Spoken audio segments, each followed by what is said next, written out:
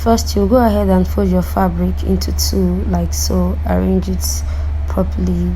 Then I will mark that line there, which will serve as a guide, all right, to serve as my starting line. Okay, and from that line I will take all my vertical measurements. Take note that I went up by 2 inches, so that 2 inches is what I will use to cut my waistband. And right there, I took out my waist to hip, that's 9 inches, waist to crotch, that's 11 inches, and I had to draw the lines across.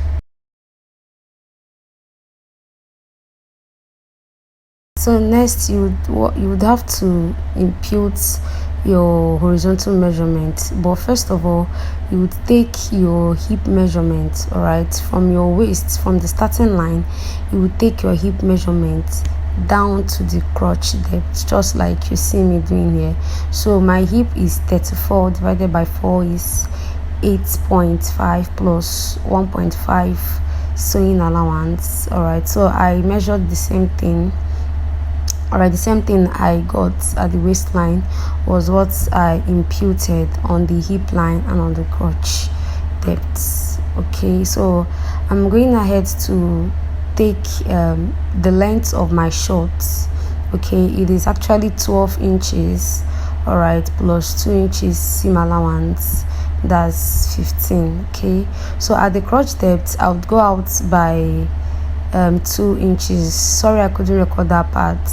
And of course, at my waist area, I took out my waist measurement, all right, divided by 4 plus 1.5 inches, that's 7 plus 1.5, and I connected it to the hip line, and I had to cut out. For the back piece, fold your fabric into two, like so, but make sure it's about 2 inches wider than the front piece, all right. So, and at the waist area, you're going to go up by 1.5 inches. I used 1.5 because I'm of a smaller size, all right. So if you have a plus size, you can go ahead and measure out 2 inches, all right, to 2.5. okay. So, and also at the points, at that crotch area, I also went out by 1 inch all the way down, like you see me doing so. Okay, so after I was done doing all of that, I went ahead to cut out, all right. So cutting shorts is very simple, all right, it's very simple. I went out by 1 inch.